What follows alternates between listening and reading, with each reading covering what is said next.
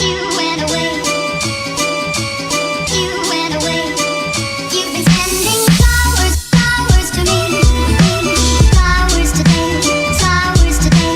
Instead of sending flowers, come back to me.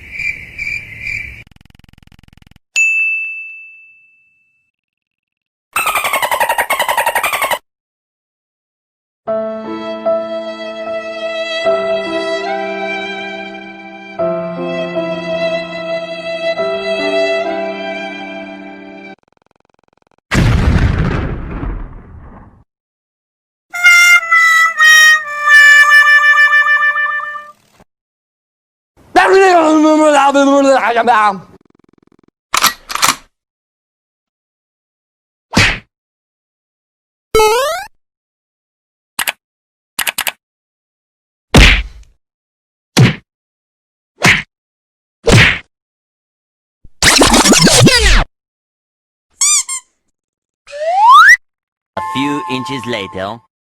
A few moments later. Eventually. Meanwhile. One eternity later.